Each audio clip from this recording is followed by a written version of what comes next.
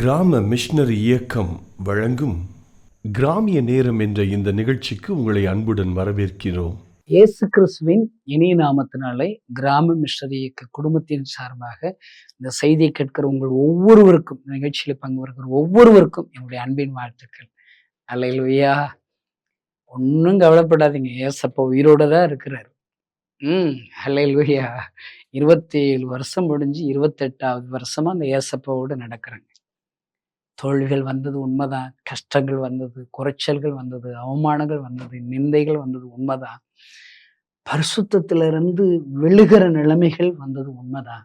ஆனா ஏசப்பா கைவிடலைங்க. ஏசப்பா இடத்துல போய் ஒவ்வொரு காரியத்திற்கும் நாம் ஜெபிக்கும் போது, என்னிடத்தில் வருகிறவனை நான் புறம்பே தள்ளுவதில்லை என்று சொல்லி வாக்கு கொடுத்தவர் என் கரத்தை பிடித்து என்னை தூக்கி விட்டார். அல்லேலூயா.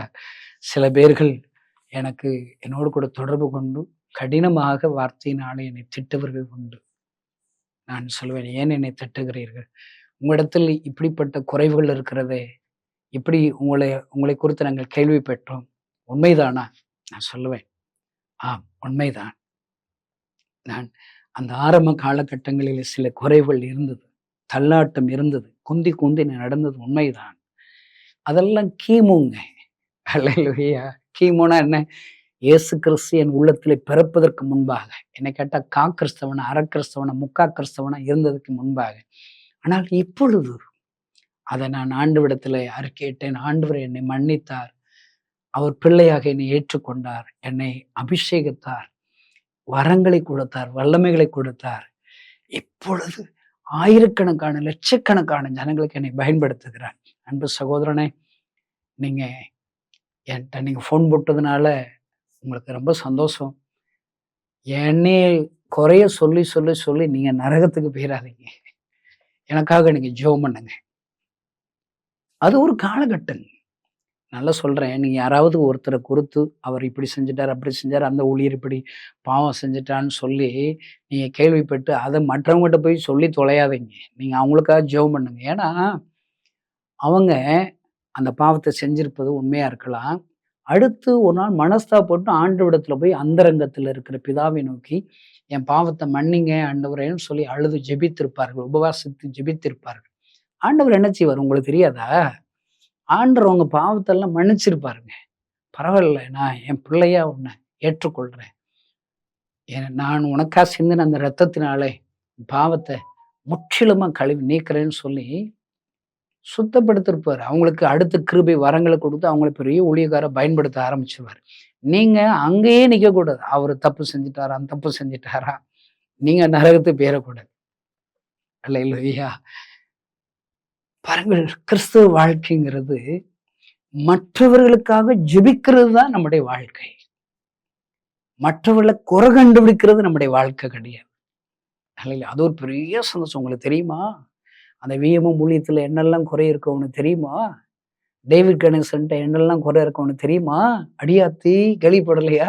இதெல்லாம் பேசி தொலையாதீங்க. நீங்க உங்க வீட்டுக்கு சாபத்தை வாங்கிக்கிறாதீங்க. நான் சொல்றது, நீங்கள் ஒரு குறைவுகளை பார்க்கிறீர்களா? நோவா வஸ்திரம் விலகி கிடக்கிறார், திராட்சை ரசம் குடிச்சு கிடக்கிறார். நோவாவுடைய சொந்த பிள்ளை பார்க்கிறான். பார்த்து என்ன செய்யணும்? கண்களை மூடி அந்த நிர்வாணத்தை மூடி மறைப்பதற்காக தானே பிரயாசப்படணும். அவன் வெளியே வந்து கூட இருக்கிற இன்னொரு சகோதரரிடத்துல சொல்றான். அந்த சகோதரர்கள் தகப்பனின் நிர்வாணத்தை பார்க்காதபடி பின்னாடியே போய் அவங்க நிர்வாணத்தை மூடினதாக வேதம் சொல்லுகிறது. நடந்தது என்ன தெரியுமா? இந்த 2 பேர்கள் நிர்வாணத்தை மூடின அவர் 2 பேரும் ஆசீர்வதிக்கப்படுகிறார்கள். நிர்வாணத்தை அறிவித்து அவன் சபிக்கப்படுகிறான்.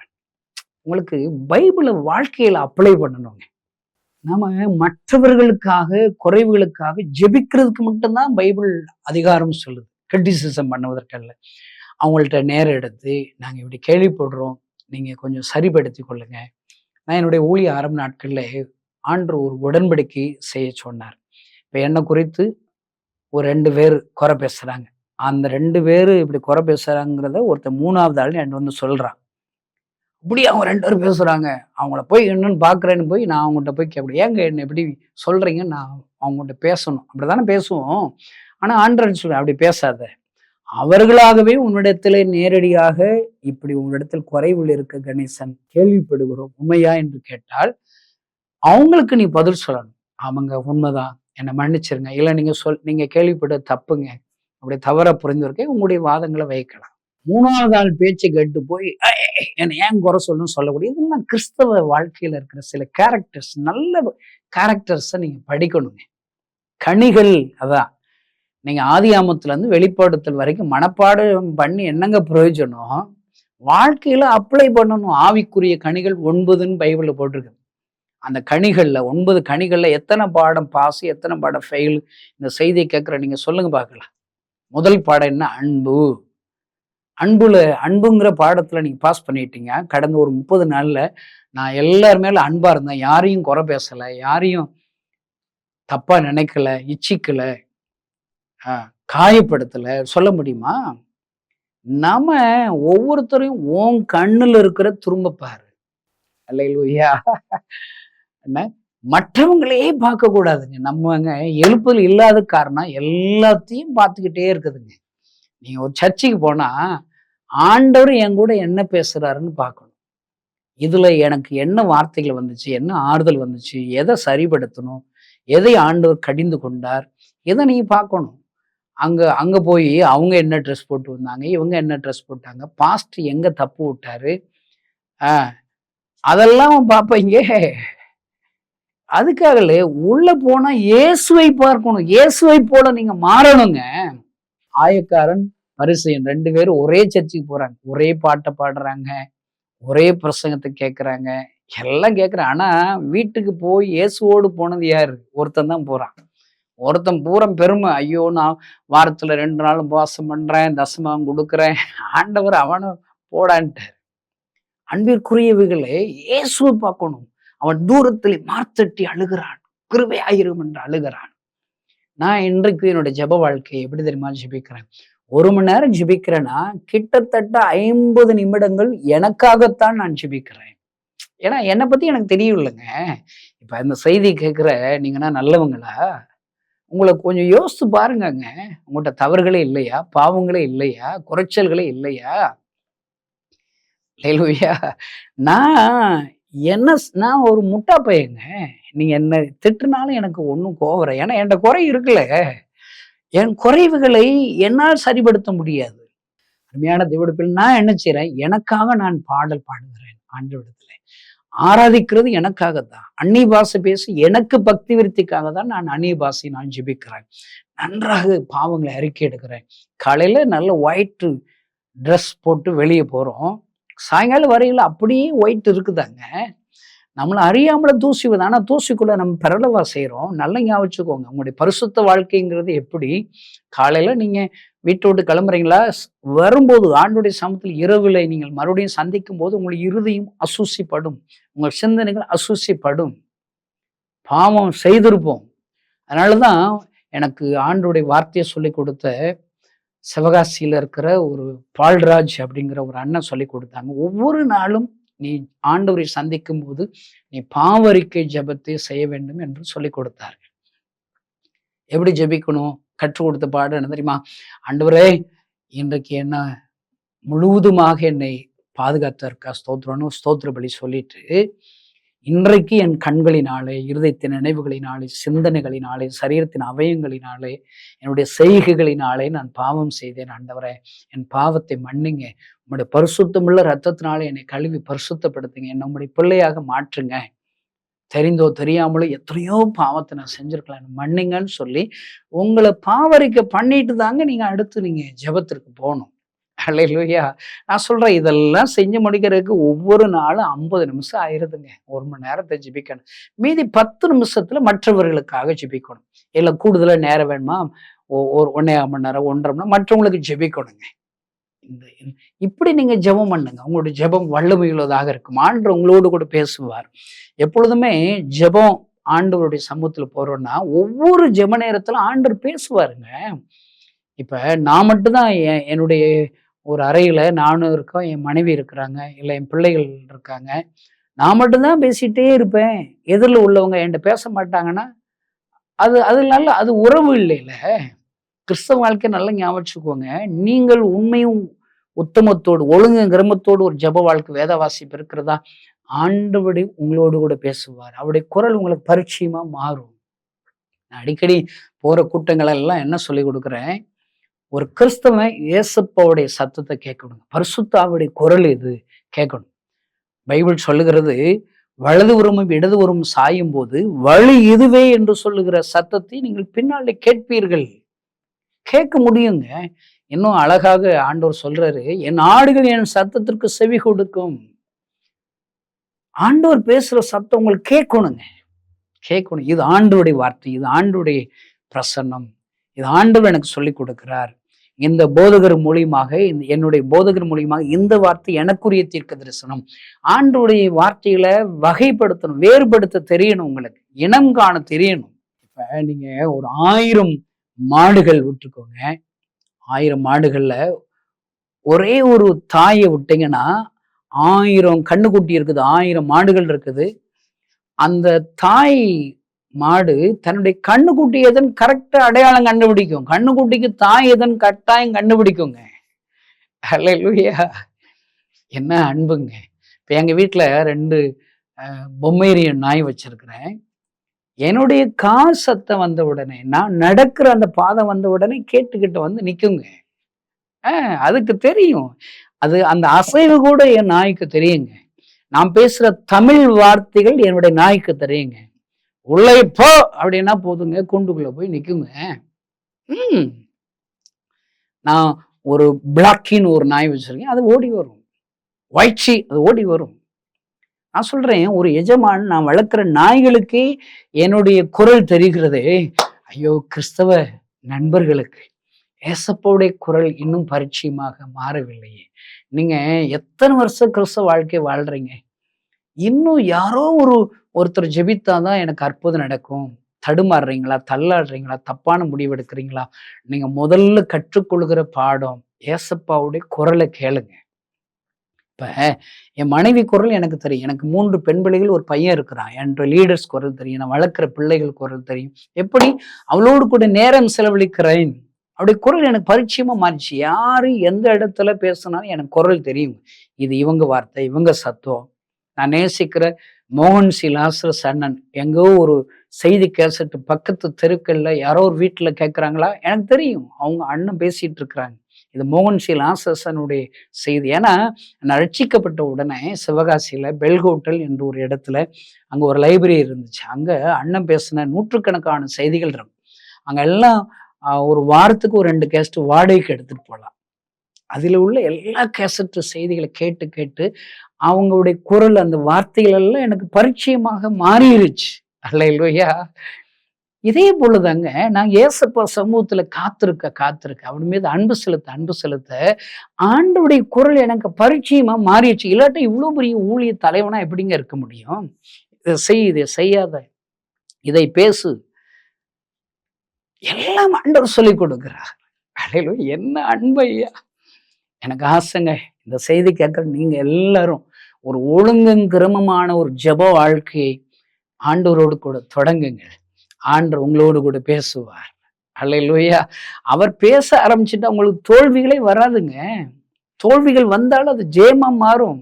இப்ப சிவந்த சமுத்திரம் வந்துருச்சா? ஏன் சிவந்த சமுத்திரம் கேள்வி கேட்டு உங்க நேரத்தை வீணடிச்சிடாதீங்க. நீங்க போய் ஜெபிக்க வேண்டிய என்ன, ஆண்டவர் இந்த சமுத்திரத்தை எப்படி நான் கடக்கணும் கேட்கணும். வரும் ஆண்டவர்கிட்ட பிளான் கேளுங்க. அவர் சொல்லுவார், ஒரு சோம்பேறி திட்டம் கொடுப்பார். அல்லேலூயா! அவர் சொல்ற ஆலோசனை என்ன, உன் கையில இருக்கிற கோலை எடுத்து நீட்டுறாங்கிற. நான் அடிக்கடி என் சண்டே கிளாஸ் கிராம பசங்களுக்கு சொல்றேன், இப்படி நேரம் நல்ல நீயோட பிரசங்கிக்கிற நல்ல நேரம் நெல் உட்காந்துக்குவாங்க அப்படி நான் செய்யற மாதிரி சொல்லுங்க. 1 2 3 4 ஸ்வைங், அவ்வளவு நீட்ட வேண்டியதாங்க. செங்கட 2ஆ பிளக்குதுங்க. என்ன ஆண்டவருங்க! எரிகோ வந்துருச்சா, அழுதுகிட்டே கிடக்காதீங்க. ஐயோ எரிகோ வந்துருச்சே அழுகாதீங்க. உங்க வாழ்க்கையில எரிகோ வரும். ஆண்டவரோடு நடக்கிற வாழ்க்கையில யாருங்க உபத்திரமே வராதுன்னு யாருங்க சொன்னது? போர் அடிச்சிருங்க. ஆண்டவருடைய வல்லமை நீங்க அறியவே முடியாது.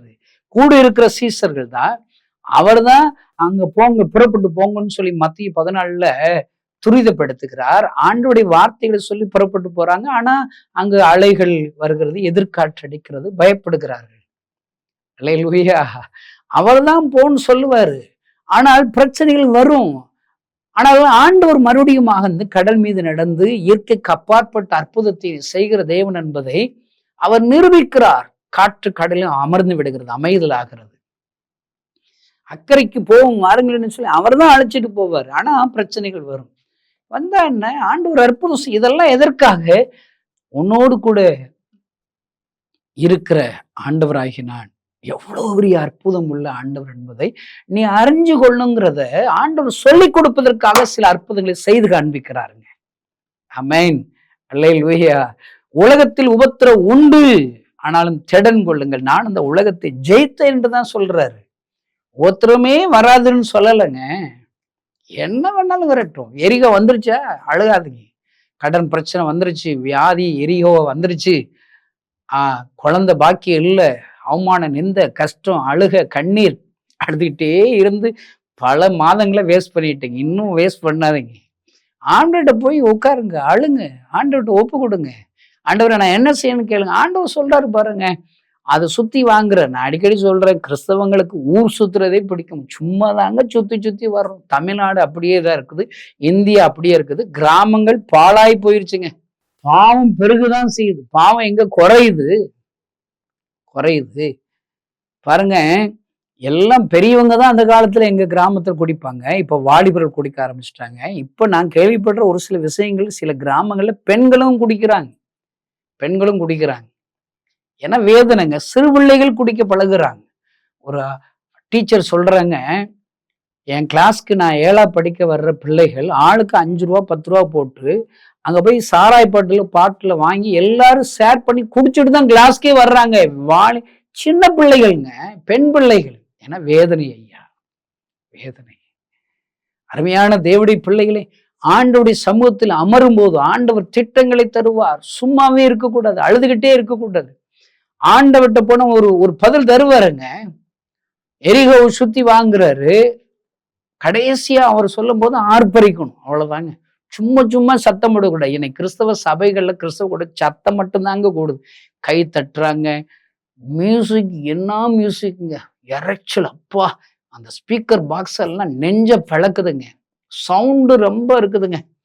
அதெல்லாம் தப்பு சொல்ல, நரகத்துல கூட தாங்க சவுண்டு ரொம்ப இருக்கணும். அர்ப்பணிப்பு வேணுங்க. அல்லேலூயா. அங்கு சத்தம் வர்றது பெரிய பிரச்சனை. சத்தம் வர்றது வராம கூட இருக்கட்டும், அர்ப்பணிப்பு இருக்கணும், கனி இருக்கணும். இந்த வாரம் கூட்டம் கூடி அந்நிய பாஷை பேசி சத்தம் பட்டு மியூசிக் அடிச்சு டான்ஸ் ஆடிட்டு வீட்டுக்கு போ.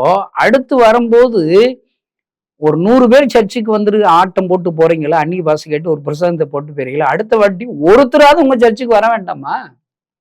என்ன கேட்ட 10ல் 1 தசமமா கொடுக்கணும். 10 பேர் ஒருத்தர் கூட்டம், 100 பேருக்குன்னா ஒரு 10 பேராவது சர்ச்சுக்கு வரணுங்க. இல்ல அந்த சர்ச்சு ஆராதனை ஃபெயிலியர், தோல்வி அடைந்தீர்கள், தோல்வி அடைந்தீர்கள். அருமையான தேவனுடைய பிள்ளைகள், கிறிஸ்துவ வாழ்க்கை அர்த்தமுள்ளதா வாழணும். இதை கேட்கிற உங்கள்கிட்ட ஏசப்ப ஒரு வார்த்தை எனக்கு சொல்ல சொன்னாருங்க. நான் உங்களுக்கு வாசிக்கிற கவனிங்க. எரேமியா 18ஆம் அதிகாரம் 1ஆம் வசனத்திலிருந்து வாசித்து பார்த்தா 2ஆம் வசனத்தை, நீ எழுந்து குயவன் வீட்டிற்கு போ, அங்கே என் வார்த்தைகளை உனக்கு தெரிவிப்பேன். அல்லேலூயா. அங்கே ஆண்டோடைய வார்த்தைகளை கேட்கறதுக்காக அங்க கிளம்பி போன நிறைய பேர் சொல்லுவாங்க, ஏன் எங்கேயே பேச மாட்டாரா? சில காரியங்கள் ஆண்டு ஒரு சில இடத்துக்கு உன்னை கொண்டு போனாதான் அங்க வச்சு உன்கிட்ட பேசுவார். இந்த தீர்க்கதரிசியா இருக்கலாம், உனக்கு சொன்னா புரியாதுப்பா, சிலதை பிராக்டிக்கலா தான் ஆண்டு உங்களுக்கு சொல்லி கொடுப்பார். அல்லேலூயா. குயவன் வீட்டுக்கு போனா அங்கு 4ஆம் வசனத்துல பாருங்க, குயவன் வணிந்து கொண்டிருந்த மண்பாண்டம் அவன் கையிலே கெட்டு போயிற்று. அப்பொழுது அதை திருத்தமாய் செய்யும்படிக்கு தன் பார்வைக்கு சரியாய் கண்டபடி குயவன் அதை திரும்ப வேறு பாண்டமாக வணிந்தான். இவ்வளவுதாங்க. நான் சொல்றேங்க, ஒரு மண்ணு கையில இருக்குதுங்க, குயவன் கையில இருக்கிற மண்ணு கையில இருக்குது. அத ஒரு பாண்டமா அது செய்ய நினைக்கிறாரு. நல்லா ஞாபகம் வச்சுக்கோங்க. குயவன் இருதயத்துல என்ன வரைபடம் இருக்குன்னு மண்ணுக்கு தெரியுமா? தெரியவே தெரியாது. எனக்கு இந்த செய்தி கேட்கிற உங்க வாழ்க்கையில ஆண்டவர் உங்க வாழ்க்கையில என்ன அற்புதம் செய்ய போகிறார், எப்படிப்பட்ட கனமுள்ள பாத்திரங்களா உங்களை உருவாக்க போகிறார் உங்களுக்கு தெரியுமா? தெரியாதுங்க. இன்னும் எல்லாம் தெரியணும்னு சொல்லி நினைக்காதீங்க. நிறைய பேர் ஃபோன் அடிப்பாங்க, பிரதர் ஆண்டவர் என்ன சொன்னார், நீ உருப்படணும்னு சொன்னார், நீ மண்ணாருன்னு சொன்னார். நான் சொல்லுவேன், மண்ணு கேள்வி கேட்க கூடாதுங்க, மண்ணு சந்தேகப்படக்கூடாது, மண்ணு பயப்படக்கூடாது. எனக்கு எப்போ அற்புதம் நடக்கும், எனக்கு எப்போ கல்யாணம் நடக்கும், எனக்கு எப்போ குழந்தை பிறக்கும், எனக்கு எப்போ வேலை கிடைக்கும், எனக்கு சொந்த வீடு எப்போ கிடைக்கும். நான் சொல்றேன், எனத்தையாவது கேள்வி கேட்டு கேள்வி கேட்டு உங்க உடம்ப கெடுத்துக்கிறாதீங்க, உங்க தூக்கத்தை கெடுத்துக்கிறாதீங்க. மண்ணா இருங்கங்க. பாருங்க, உங்களுக்கு ஒரு உதாரணம் சொல்றேன். இப்ப யோசேப்பு இருக்கிறான். யோசேப்புடைய வாழ்க்கையில ஆண்டவர் என்ன திட்டம் வச்சிருக்காருன்னு யார் யாருக்குங்க முதல்ல தெரிஞ்சு? அவன் அப்பாவுக்கு தெரிஞ்சுதாங்க? தெரியல. கூட பிறந்தவங்க எவனுக்கும் தெரியல. யோசேப்புக்கு தெரிஞ்சதாங்க? தெரியல. இதாங்க கிறிஸ்தவ வாழ்க்கை. நான் இன்னைக்கு கிராம மிஷனரி இயக்கன்ற ஒரு ஊழியத்தை 27 வருஷம் முடிஞ்சு 28 வருஷமா செய்யறேன். ஒருவேளை என்னை ஆண்டவர் பயன்படுத்துகிறார். இந்த கைகளை வைத்தால் பிசாசு ஓடுகிறது. இந்த கைகளை வைத்து கிருபையாக ஜெபிக்கும்போது வியாதிகள் சுகமடைகிறது. ஒருவேளை காது கேட்காதபடி காது கேட்கிறது. முடவல் எழுந்து நடக்கிறான். அல்லேலூயா. நான் சும்மா தெருவுல நடந்தாலே பிசாசு ஓடுதுங்க, ஜெபிக்கலங்க, பிசாசு ஓடுதுங்க. என்ன ஆண்டவர் ஐயா, ஒருவேளை இப்படிப்பட்ட ஊழியக்காரனாக ஆண்டவர் என்னை மாற்றப் போகிறார் என்று எனக்கு எப்படி தெரியும்? சிறு வயதுல இருந்து கிராமத்திலே இருந்தேன் ஐயா, இருந்தேன். அடிக்கடி கேட்பேன், நான் இயேசுவை ஏற்றுக்கொண்ட சாட்சி என்ன? டாக்டர்கள் என் இருதயத்தில் வியாதி இருக்கிறது என்று சொன்னார்கள். 6 மாதத்தில் மறுத்து விடுவா என்று சொன்னார்கள். எல்லா இடத்துக்கு போனேன், சுகம் இல்லை. கடைசியா சாகிறது சாப்பிட்ற இந்த கிறிஸ்தவங்க சாமியை கும்பிட்டு சாவான்னு சொல்லி சர்ச்சுக்கு போனாங்க. ஏசப்பா எனக்கு சுகம் கொடுத்தாருங்க. ஏசப்பா சுகம் கொடுத்தாரு. கொஞ்ச நாள்ல இயேசுதான் எனக்கு சுகம் கொடுத்தாரு, அவர் தான் நல்ல சாமின்னு கொஞ்ச நாள் நல்லா இருந்து, கொஞ்ச நாள் அவர் மறுதலிச்சிட்டேன். ஆனாலும் இயேசப்பா என் கிராமத்திற்கு என்னை தேடி வந்தாருங்க. எனக்கு முன்பாக தரிசனம் ஆனார். உலகத்தில் உள்ள எல்லா ஜனங்களுக்காக அவர் அழுது கொண்டே இருந்தார். தன் பாரங்களை சொல்லி சொல்லி அழுகிறார். நானே தேவன், என்னை தவிர வேற தேவர்கள் இல்லை. நான் இந்த ஜனங்களுக்கா பரிதவிக்க என்னால் படிக்கப்படி என் ஜனங்கள் இப்படி ஆசீர்வதிக்க விரும்புகிறேன், சந்தோஷம் தர விரும்புகிறேன், சமாதானம் தர விரும்புகிறேன், வியாதிகளை சுகமாக்கும்படி விரும்புகிறேன். என்னை அல்லாமல் எங்கே போய் கொண்டிருக்கிறார்களே என்று சொல்லி அழுதார். நான் அவரை முதல் பார்க்கும்போது அவர் இயேசு என்று எனக்கு தெரியாது. யாரோ ஒரு மனிதர் உலகத்தில் உள்ள எல்லா ஜனங்களுக்கு அழுகிறார் என்றுதான் நான் அவரை பார்த்தேன். நானும் அழ ஆரம்பித்தேன். எங்கு போனாலும் அப்படி அழுகிற சத்தம் என்னை துரத்தி கொண்டே இருந்து, எந்த ஜனக்கூட்டத்திலும் மத்தியில் போனாலும் அவர் அழுகிற சத்தம் என்னை துரத்தினது. ஒரு கிறிஸ்தவ நண்பர் தான் அழுகிற ஒரு மனிதர் அல்ல, அவர் தான் இயேசு கிறிஸ்து எனக்கு சொல்லி கொடுத்தார். இந்த இயேசுவின் கைகளை என் வாழ்க்கையை ஒப்பு கொடுத்தேன். இப்ப நான் கேள்வி கேட்கிறேன், ஏன் ஆண்டவரே இருதயத்துல வியாதி கொடுத்து அதுக்கப்புறம் சுகமாக்கி என்னை ஊழியக்காரனை மாத்தினீங்கன்னு கேள்வி கேட்க முடியுமா? ஏன் ஆண்டவரே என்னை சின்ன கிராமத்துல பிறக்க வச்சிங்க, என்னை ஊழியக்காரன் முன்குறிச்சிங்களே, என்ன திருநெல்வேலியில, நாகர்கோவில்ல, தூத்துக்குடியில பிறக்க வச்சிருக்க வேண்டியதானே கேள்வி கேட்கிறேன். ஏன் ஆண்டவரே நல்ல அப்பா, கிறிஸ்தவ அப்பா அம்மாவை கொடுத்துருக்க வேண்டியதானே? எங்க அப்பா கற்பையாங்கிற ஒரு அப்பாவை கொடுத்தீர், சரஸ்வதின்னு ஒரு அம்மாவை ஏன் கொடுத்தீங்க? பல கேள்வி எனக்கு இருக்குதுங்க. ஏன்னு எல்லா கேள்விக்கும் பதில் நமக்கு தெரியாதுங்க. நாளானது விளங்க பண்ணும். யோசேப்புடைய வாழ்க்கையிலே என்னை குறித்து என்ன தரிசனம் வைத்திருக்கிறார், என்னை எத்தனை லட்சங்களுக்கு ஆசீர்வாதமாக மாற்றப் போகிறார், எல்லாம் எனக்கு விரோதமாக நடக்கிறது. கூட இருக்கிற சகோதரர்கள் குழி வெட்டுகிறார்கள், அவமானப்படுத்துகிறார்கள், நிர்வாணப்படுத்துகிறார்கள், எல்லாம் நடக்கிறது. ஆனால் ஒரு நாள் வரும்போதுதான், ஓஹோ, இதற்காகத்தான் அந்த அவமானமா, இதற்காகத்தானா அந்த நிந்தையா, இதற்காகத்தானா என்னை இத்தனை வேதனைகள் நடந்ததா, சிறையிருப்புகள் நடந்ததா? ஒரு நாள் அவனுக்கு புரிகிறான். அவன் சொல்லுகிறான் தன் சகோதரர்களை பார்த்து, நீங்களும் எனக்கு தீமை செய்ய நினைத்தீர்கள், ஆண்டவர் என்னை நன்மையாக மாற்றினார். இந்த செய்தி கேட்கிற அன்பு சகோதர சகோதரிகளே, நீங்க எதையுமே ஆராயாதீங்க, ஜஸ்ட் மண்ணாருங்க. உங்களை புரிஞ்சவங்க உங்களை சுத்தி யாரும் இருக்க முடியாது. உங்க அப்பா அம்மா உங்களை புரிய முடியாது, உங்க கூட இருக்கிற சகோதர சோழி இருக்க முடியாது, உங்க கூட வேலை பார்க்கறவங்க நீங்க யாரு, உங்க அர்ப்பணிப்பு என்ன, உங்களை ஆண்டவர் எவ்வளவு பிளஸ் பண்ண போறவங்க தெரியாது. உங்களை தெரியுமாங்க? தெரியாதுங்க. ஜஸ்ட் நீங்க மண்ணா இயேசுப்பா கைகளை ஒப்பு கொடுத்தா போதுங்க. அல்லேலூயா. ஆண்டு உங்களை ஆசீர்வதிப்பார், எடுத்து பயன்படுத்துவார் ஐயா. செய்தி கேட்கிற நண்பர்களை நீங்கள் யாராக இருந்தாலும் சரி, ஆண்டவரே இந்த நாளிலிருந்து நான் கேள்வி கேட்க போறதில்லை, முறுமுறுக்க போறதில்லை. என் வாழ்க்கையில ஒரு பெரிய தேவ திட்டம் வச்சிருக்கிறீங்க. அந்த திட்டம் நிறைவேறுவதற்காக என்னை அர்ப்பணிக்கிறேன். என் நேரங்களை, என் ஆவி ஆத்மா சரீரத்தை அர்ப்பணிக்கிறேன்னு சொல்லி அர்ப்பணிங்க. ஆண்டவர் எல்லாருடைய கண்கள் ஆச்சரியப்படும்படியாக உன்னை ஆசீர்வதிப்பார். உன் சத்துருக்களுக்கு முன்பாக உன் தலையை உயர்த்துவார், உன்னை கனப்படுத்துவார். யோசேப்பை உயர்த்தினது போல, யோசேப்பை லட்சங்களுக்கு ஆசீர்வாதமாக மாற்றினது போல, ஒரு தேசத்திற்கே ஒரு அதிகாரியாக மாற்றினது போல உன்னை மாற்றுவார். ஜெபிப்போமா? பரலோகத்தில் இருக்கிற எங்கள் அன்பு தகப்பனே, கண்டு சொல்த்துக்கிறோம், துதிக்கிறோம் அப்பா. இந்த செய்தியை கேட்கிற ஒவ்வொருவரும் குயவன் கையில இருக்கிற மண்ணை போன்று அணி இருக்கிறேன் என்கிற உணர்வைத்தார், நம்பிக்கையைத்தார், விசுவாசத்தைத்தார். என்னை குறித்து ஒரு தேவ திட்டம் என் ஆண்டவருக்கு தான் தெரியும். நான் ஜஸ்ட் அவர் கைகளில் இருக்கணும், அர்ப்பணிக்கணுங்கிற அந்த உணர்வைத்தார். ஒவ்வொருவரையும் கைகள் ஒப்பு கொடுத்து நான் ஜெபிக்கிறேன். யோசேப்பின் தலை உயர்த்தினது போல இந்த செய்தியை கேட்கிற ஒவ்வொருடைய தலையை நீர் உயர்த்துவீராக. தேவக்கரம் அவளை தொடுவதா, பரிசுத்தாவுடைய அபிஷேகத்தால் நிறைத்தல்லும் உடைய நாமம் மகிமைப்படட்டும். இயேசு நாமத்தினால் பிதாவே, ஆமென். இந்த செய்தி நிச்சயமாய் உங்களை செயல்பட தூண்டியிருக்கும் என்று விசுவாசிக்கிறோம். நீங்களும் எங்களோடு இணைந்து தேவனுக்காய் ஏதாவது செய்ய விரும்புகிறீர்களா? அப்படி என்றால் இந்த ஆகஸ்ட் மாத ஊழியங்களில் உங்கள் பங்களிப்பை கொடுக்க முன் வரலாமே. ஆகஸ்ட் 15 1,00,000 வாலிபர்களுக்கென திருச்சியில் வைத்து நடைபெற உள்ள வாலிபர் எழுப்புதல் முகாமிற்காக தனி ஜெபத்திலோ குடும்ப ஜெபத்திலோ அப்போஸ்தலர் 12:5 படி வீட்டு ஜெப கூட்டமாகவோ உபவாசம் இருந்தோ ஜெபிக்கலாம். இம்முகாமிற்கு உங்களுக்கு தெரிந்த 12 நபரையோ அல்லது அதற்கு மேற்பட்ட வாலிபர்களையோ அழைத்து வந்து உங்கள் பங்களிப்பை கொடுக்கலாம். இம்முகாமிற்கான மொத்த தேவைகள் சுமார் 1 கோடிக்கு மேல் உள்ளது. இந்த பெரிய தொகைக்கான ரூபாய் 1,00,000 அல்லது இயன்ற தொகையையோ பொருத்தனையாக கொடுக்கும் குடும்பங்கள் எழும்ப ஜெபியுங்கள். ஒரு வாலிபனை இந்த முகாமில் பங்கு பெறச் செய்ய ஆகும் செலவு ரூபாய் 500 உங்கள் சார்பாகவோ அல்லது உங்கள் குடும்பத்தின் சார்பாகவோ ஒரு வாலிபனுக்கோ அல்லது அதற்கு மேற்பட்ட வாலிபனுக்கோ கொடுத்து உதவலாம்.